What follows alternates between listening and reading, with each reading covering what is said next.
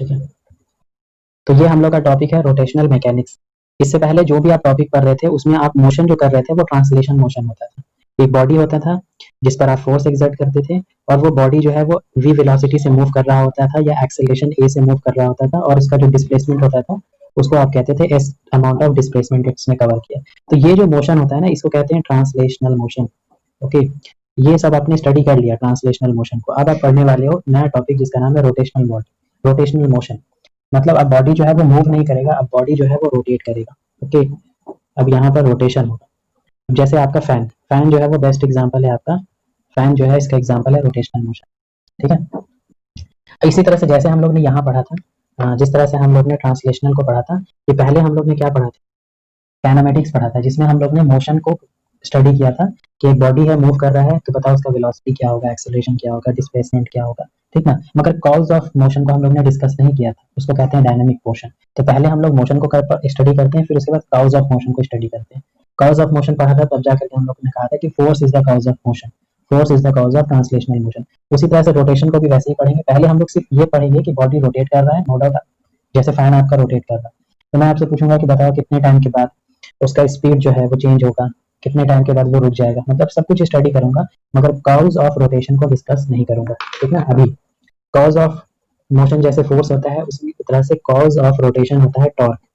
Okay, torque को हम लोग डिटेल में पढ़ेंगे, टॉर्क से रिप्रेजेंट करते हैं। तो ये है कॉज ऑफ रोटेशन। कोई बॉडी अगर रोटेट कर रहा है इसका मतलब उस पर टॉर्क एक्ट कर रहा है, कोई बॉडी अगर मूव कर रहा है तो उस पर फोर्स एक्ट कर रहा है। ठीक है, तो अभी हम लोग फिलहाल टॉर्क के बारे में नहीं पढ़ेंगे, पहले हम लोग पढ़ेंगे सिर्फ ये कि अगर बॉडी रोटेट कर रहा है तो उससे रिलेटेड जो वेरिएबल्स वो पढ़ेंगे, जैसे कि क्या क्या वेरिएबल होगा, एंगुलर वेलोसिटी होगा, एंगुलर एक्सेलरेशन होगा, एंगुलर डिस्प्लेसमेंट होगा। इन वेरिएबल्स को हम लोग स्टडी करेंगे वन बाय वन।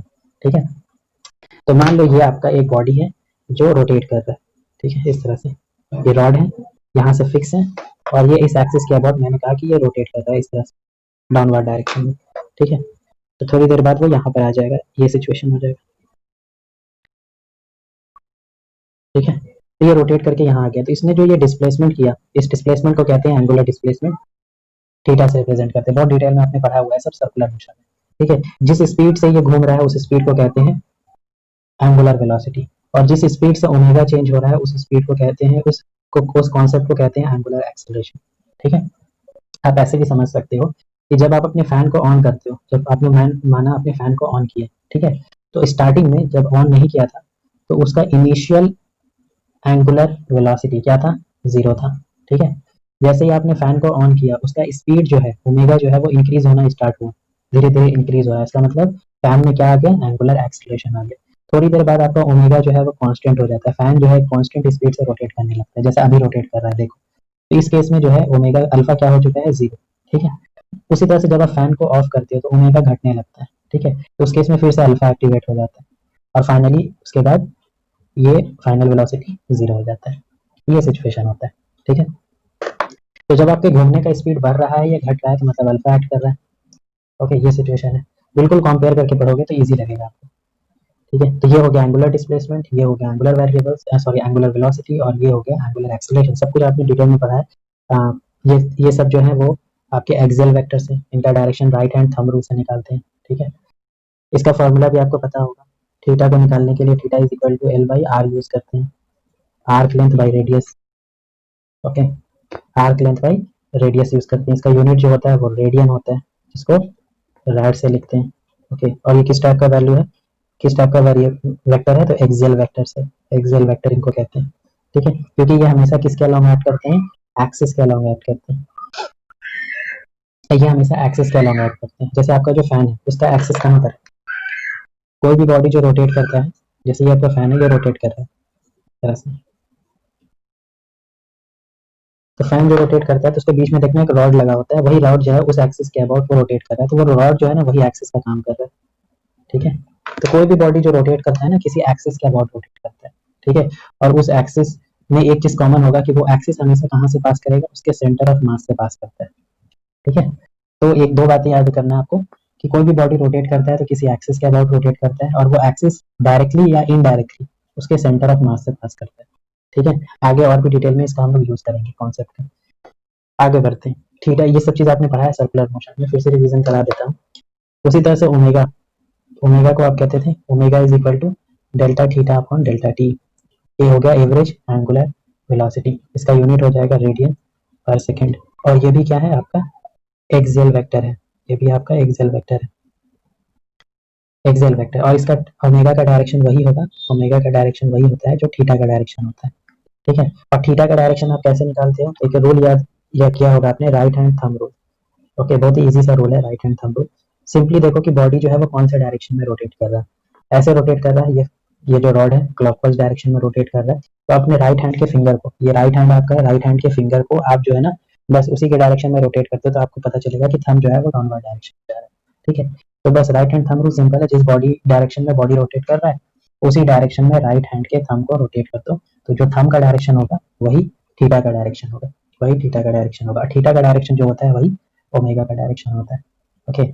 उसी तरह से आप ये भी पढ़ सकते हैं, अल्फा इज इक्वल टू होता है D omega by D T, ये हो गया इंस्टेंटेनियस। और अगर एवरेज निकालना है तो delta omega by delta T, okay. इसका डायरेक्शन जो है, अल्फा का डायरेक्शन जो है वो ओमेगा के अलोंग भी हो सकता है और इसके अपोजिट भी हो सकता है। अलोंग कब होगा, जब आपका स्पीड इंक्रीज हो रहा होगा, जैसे ये केस जब आप फैन को ऑन करते हो तो अल्फा ओमेगा इंक्रीज हो रहा है, तो उस केस में अल्फा और ओमेगा दोनों सेम डायरेक्शन में रहेंगे, तभी तो इंक्रीज होगा।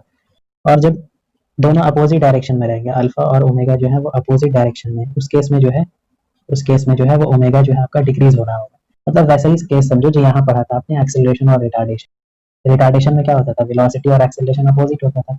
उसी तरह से इसमें रिटार्डेशन में क्या होगा, अल्फा और ओमेगा अपोजिट डायरेक्शन में होंगे। जब आप फैन को ऑफ करते हो तो उस केस में अल्फा और ओमेगा अपोजिट डायरेक्शन में होते हैं। अगर ये क्लॉकवाइज है तो ये एंटी क्लॉकवाइज होगा, तो स्पीड क्या होगा आपका, घट जाएगा, ओके।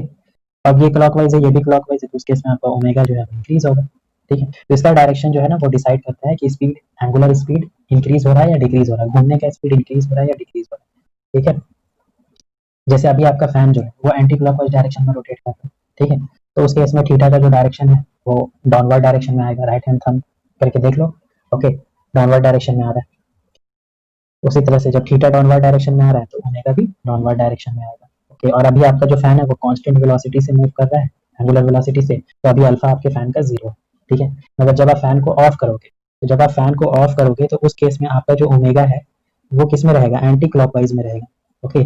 मगर जो अल्फा है वो किस में आ जाएगा, क्लॉकवाइज में आ जाएगा, जिसकी वजह से क्या हो रहा है, उसका ओमेगा जो है वो डिक्रीज हो रहा है, थोड़ी देर बाद स्टॉप हो जाएगा आपका फैन। तो ये प्रैक्टिकल अप्रोच है, ठीक ना, ये सब चीज भी माइंड में रहना चाहिए, नहीं तो क्वेश्चन बनना ही जरूरी नहीं, समझना भी जरूरी है टॉपिक को, ठीक है। ये सब तो पता ही है कि आपको ये सब फॉर्मूले का क्वेश्चन पूछा जाता है, ये ठीक ना, इस पर पूछा जाता है एवरेज, ये क्वेश्चन इस पर पूछा जा सकता है, ठीक है, ठीक है। उसी तरह से ट्रांसलेशन में आपने एक चीज और पढ़ा था कि जब ए का वैल्यू कांस्टेंट होता है, जब एक्सेलरेशन कांस्टेंट होता है, तो तीन फॉर्मूला वैलिड हो जाता है, v is equal to U plus A T, S is equal to U T plus half A T square, V square is equal to U square plus two A S. तो ये सारा situation यहाँ भी valid है, ये सारा कुछ तो यहाँ भी वैलिड है, बस ये ट्रांसलेशन है तो ये रोटेशन है, ठीक है। तो उसी तरह से मैं कहूंगा कि जब आपका अल्फा का वैल्यू जो है वो कांस्टेंट हो, जब अल्फा का वैल्यू कांस्टेंट हो तो आप इसमें भी तीन फार्मूला बनाएंगे हम लोग, फर्स्ट, सेकंड और थर्ड। देखते हैं वो तीन फार्मूला क्या क्या है, ओके। कंपेयर करके पढ़ोगे बहुत इजी लगेगा। जैसे फर्स्ट फार्मूला होता था v is equal to U plus A, okay. तो इस केस में क्या हो जाएगा, omega is equal to omega naught plus alpha T, ये हो जाएगा, ठीक। Final angular velocity minus initial angular velocity into angular acceleration into time T, okay. ये आया कैसे, तो आप ये कह रहे हो कि अल्फा का वैल्यू जो है वो कांस्टेंट है, ओके। और आपको रिलेशन पता है कि अल्फा इज इक्वल टू होता है D omega by D T, okay. Cross multiply कर दो, D omega is equal to alpha D T, दोनों साइड इंटीग्रेट कर दो। अब ये सब डेरिवेशन आपने वहां भी किया था। इनिशियल ओमेगा आपका है ओमेगा नॉट, फाइनल है ओमेगा, इनिशियल टाइम 0 था, final time T. D omega का हो जाएगा ओमेगा, लिमिट पुट करो omega not omega, alpha constant है बाहर कर दिया, dt का इंटीग्रेशन टी, लिमिट 0 से T, omega minus omega naught is equal to alpha T minus 0 आ गया, two is equal to omega naught plus alpha T, proof. तो एक रिलेशन तो ये हो गया, ठीक है। उसी तरह से सेकंड रिलेशन क्या था, s is equal to U T plus half A T square, और जैसे उसको प्रूफ किया था वैसे इसको ही प्रूफ कर देंगे। सेकंड रिलेशन था आपका s is equal to U T plus half A T square. यहाँ रिलेशन क्या बनेगा, यहाँ आपका रिलेशन बन जाएगा, इसकी जगह थीटा हो जाएगा, ये ओमेगा नॉट टी हो जाएगा प्लस हाफ या alpha T square, okay. Derivation करना है तो आप यहाँ से स्टार्ट करो, ओमेगा इज इक्वल टू क्या होगा, D theta by D T, omega is equal to D theta by D T. तो D theta is equal to omega into D T. Omega का वैल्यू क्या होता है यहाँ से लिख लो, omega is equal to omega naught plus alpha T D T D theta. Integrate कर दो, D theta is equal to integration omega naught plus alpha T D T. Time जब जीरो था तो इनिशियल पोजीशन थीटा नॉट था, time जब जब time zero था तो इनिशियली जीरो एंगल बना रहा था, और जब टाइम टी हुआ तो एंगल कितना बन गया, थीटा। ओके, ये जीरो है, डी थीटा का इंटीग्रेशन हो जाएगा थीटा, लिमिट हो जाएगा जीरो से theta is equal to omega naught, constant बाहर कर लिया, डी टी का हो गया टी प्लस अल्फा कांस्टेंट बाहर हो गया, टी डी टी का हो जाएगा T square by two, limit put करेंगे जीरो से टी, तो बस सेम ही आ जाएगा, यहाँ पर हो जाएगा theta is equal to omega naught T plus half alpha T square. ये हो गया प्रूफ। प्रूफ भी बिल्कुल वैसे ही हो रहा है, इसीलिए मैं थोड़ा फास्ट कर रहा हूँ। जो मेथड आपने वहां पर अप्लाई किया था वही यहाँ भी अप्लाई कर रहे हो। ओके, जैसे वहां लिखते थे v is equal to D S by D T, फिर प्रोसीड करते थे, आंसर आ जाता है। ठीक है, तो थर्ड रिलेशन आपका इस तरह से है, V square is equal to U square plus two A S in case of translation motion. तो रोटेशन मोशन में ये फॉर्मूला बन जाएगा omega square is equal to omega naught square plus two alpha theta. Okay, proof करना है तो यहाँ से स्टार्ट करेंगे, अल्फा इज इक्वल टू होता है D omega by D T. Okay, इसको मॉडिफाई कर देते हैं थोड़ा, D omega by D theta into D theta by D T. ठीक है, डी थीटा से मल्टीप्लाई और डिवाइड कर दिया, तो D theta by D T, तो ये टर्म हो जाएगा ओमेगा, ये टर्म तो ओमेगा हो गया, और ये हो गया D omega by D theta D theta. ठीक है, this means that alpha D theta is equal to omega D omega.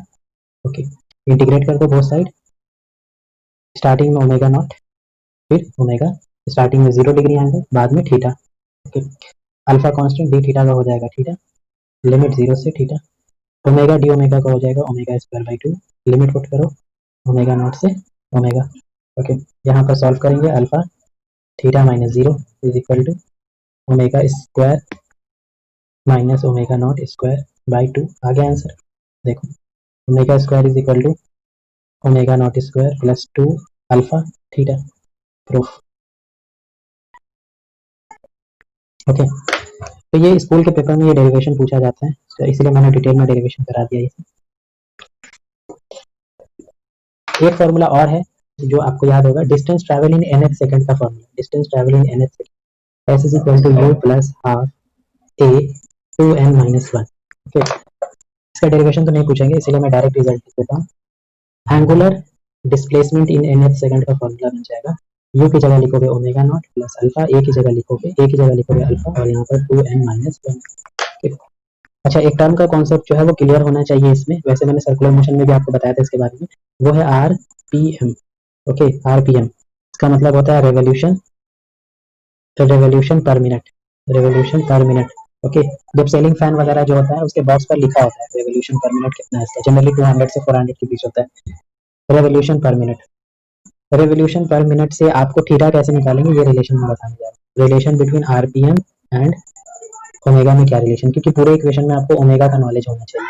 ठीक है, तो देख लेते हैं, इसको डिराइव कर लेते हैं रिलेशन, थोड़ा सा टाइम बच जाएगा आपको न्यूमेरिकल सॉल्व करने में। ओके, तो रेवोल्यूशन का मतलब हो गया, रेवोल्यूशन पर मिनट कहने का मतलब एक मिनट में कितना रेवोल्यूशन हो रहा है, आरपीएम जो दिया हुआ वो है। ठीक है, तो इसका मतलब 60 सेकंड में कितना रेवोल्यूशन हो रहा है। तो मान लो क्वेश्चन में दिया हुआ है कि एक आरपीएम जो है वो मान लो एक्स दिया हुआ है। ठीक है, तो एक मिनट में कितना रेवोल्यूशन हो रहा है, एक्स रेवोल्यूशन हो रहा है। ठीक है, एक्स, तो 60 सेकंड में भी एक्स ही हो रहा होगा, तो एक सेकंड में कितना रेवोल्यूशन हो रहा होगा, X by 60, X by 60 revolution. Number of revolution in 1 second is known as frequency, तो फ्रीक्वेंसी का फॉर्मूला बन गया एक्स बाई 60, मतलब फॉर्मूला समझे, आरपीएम बाई 60, आरपीएम बाई 60। मगर आपको पता है कि आपको पता है कि फ्रीक्वेंसी इज इक्वल टू होता है 1 बाई टाइम पीरियड, इसका मतलब time period is equal to हो जाएगा 60 बाई आर पी एम। एक रिलेशन और है, time period is equal to 2 pi by omega, बहुत फेमस है, सर्कुलर मोशन में बताया था। रिलेशन बन जाएगा omega is equal to 2 pi by T, तो omega is equal to 2 pi, omega is equal to 2 pi 1 by T, मतलब RPM by 60, 1 by T का मतलब हो जाएगा आरपीएम बाई 60। तो ये रिलेशन आप याद रखोगे, आपको हेल्पफुल होगा न्यूमेरिकल में, omega is equal to 2 pi RPM by 60, इससे आपको सीधा आरपीएम से ओमेगा मिल जाएगा। देखो, ये आपका क्वेश्चन है, एनसीईआरटी का एग्जांपल का क्वेश्चन है 7.14। ये क्वेश्चन ये कह रहा है कि एक व्हील है जिसका आरपीएम जो है वो 1200 आरपीएम से 3120 आरपीएम हो गया, मतलब 1200 आरपीएम से 3120 आरपीएम हो गया इन 16 सेकंड, 16 सेकंड में आरपीएम बढ़ करके कितना हो गया। तो बताओ उस व्हील का एंगुलर एक्सीलरेशन कितना है, उस व्हील का टोटल एंगुलर डिस्प्लेसमेंट कितना है और उसने कितना रेवोल्यूशन कंप्लीट किया। ओके, तो देखो कुछ भी सॉल्व करने से पहले मुझको आरपीएम से क्या निकालना पड़ेगा, थीटा निकालना पड़ेगा। ठीक है, तो इसका मतलब ये हो गया कि इनिशियली जो आपका ओमेगा नॉट था, फॉर्मूला क्या बताया मैंने, 2 पाई आरपीएम बाई 60। ओके, ये हो गया 2 पाई, आरपीएम कितना दिया होगा 1200 बाई 60, ये कैंसिल हो जाएगा, and this come out to be 40, ये कैंसिल होता है 20 40 पाई। तो 40 पाई क्या हो गया, इसका इनिशियल एंगुलर वेलोसिटी। ओके, उसी तरह से आप फाइनल निकालोगे, उसी तरह से आप डिवाइड करके फाइनल निकालोगे, final angular acceleration 2 pi RPM, 2 pi RPM कितना 3120 डिवाइडेड बाई 60, ये 60 से कैंसिल हो जाएगा, 12 बार में ये कम आ जाएगा 104 पाई।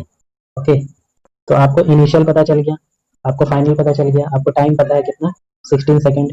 ओके, और आपको क्या निकालना है, अल्फा निकालना है। तो बताओ कौन सा इक्वेशन यूज करोगे, फर्स्ट सेकंड थर्ड। ये वही सिचुएशन हो गया जो मैं पूछता था आपसे कि यू का वैल्यू पता है, वी का वैल्यू पता है, टाइम पता है आपको, और आपको ए निकालना है। तो बताओ कौन सा इक्वेशन यूज करोगे। ठीक है, तो फर्स्ट वाला यूज करते थे, यहाँ भी फर्स्ट ही यूज करेंगे। हाँ बिल्कुल सही, फर्स्ट वाला यूज करेंगे। फर्स्ट वाला इक्वेशन क्या है, v is equal to U plus A T, ठीक है, इस फॉर्मेट में वैल्यू पुट करो, आंसर आ गया 104 pi is equal to 40 pi plus alpha, time is equal to 16, time is equal to 16, come out to be, solve किया कितना आ गया 4 pi radian per second square is the answer. Okay, alpha का value find out हो गया, अब आपको theta find out करना है। फिर से वही सिचुएशन हो गया, अब तो सब कुछ पता है ऑलमोस्ट। अब तो आपको थीटा नॉट पता है, थीटा ओमेगा पता है, सॉरी ओमेगा नॉट पता है, ओमेगा पता है, अल्फा पता है, टाइम पता है, थीटा निकालना है। सेकंड इक्वेशन यूज करेंगे, सेकंड यूज करो या थर्ड यूज करो, मैं रिकमेंड करूंगा थर्ड करो। क्यों, देखो omega square is equal to omega naught square plus 2 alpha theta. ठीक है, तो this means that omega square minus omega naught square is equal to 2 alpha theta. A square minus B square का यहाँ पर formula use कर सकते हो, omega plus omega naught. Okay, ये इजी हो गया थोड़ा सा, ओमेगा प्लस, सॉरी ये माइनस है तो ये प्लस है, is equal to 2 into alpha theta, यहाँ से थीटा डायरेक्ट निकल जाए। इन दोनों को पहले ऐड करो, कितना है ये 104 प्लस ये 40 pi, 104 minus 40 pi is equal to 2 alpha का वैल्यू 5 आया था थीटा। यहाँ से जब आपने थीटा को सॉल्व किया, ये जो थीटा का वैल्यू है ये आता है आपका 1152 पाई इज द आंसर। ठीक है, और लास्ट में आपको क्या निकालना है, नंबर ऑफ रेवोल्यूशन। ठीक ना, तो सिंपल सा कॉन्सेप्ट है, आप सोचो ना कि व्हील जब एक रेवोल्यूशन करता है तो कितना एंगल बनाता है 2 पाई, मतलब कहने का एक रेवोल्यूशन जब आप करते हो तो 2 पाई एंगल बनाते हो, मतलब 2 पाई एंगल में एक रेवोल्यूशन। तो बताओ एक रेडियन एंगल में कितना रेवोल्यूशन, 1/2 पाई, तो इतना रेडियन डिस्प्लेसमेंट में कितना, तो मल्टीप्लाई कर दो। ओके, इंटू थीटा कर दो, मतलब आप चाहो तो ऐसे फॉर्मूला बना सकते हो, नंबर ऑफ रेवोल्यूशन या रोटेशन जो भी, revolution is equal to theta को डिवाइड कर दो 2 पाई से। ओके, जब एक रेवोल्यूशन में आप, जब एक रेवोल्यूशन में आप 2 पाई एंगल ट्रैवल कर रहे हो तो इतने एंगल में कितना रेवोल्यूशन करोगे, डिवाइड कर दिया, बन गया आंसर। ओके, थीटा का वैल्यू कितना है 1152 पाई बाई 2 पाई, पाई से पाई कैंसिल, ये come out to be 576 revolution is the answer. इतना रेवोल्यूशन कंप्लीट करेगा ये व्हील 16 सेकंड में। तो अगर आपका ट्रांसलेशनल मोशन स्ट्रांग है, ठीक ना, तो आपका रोटेशनल मोशन भी स्ट्रांग होगा गारंटीड, क्योंकि जिस टाइप का क्वेश्चन आपने वहां बनाया उसी टाइप का क्वेश्चन यहाँ भी आएगा। ओके, पैटर्न आप कंपेयर करके पढ़ोगे तो बहुत इजी लगेगा, कंपेयर नहीं करोगे तो ये अपने आप में सबसे टफेस्ट चैप्टर काउंट होता है। ठीक है,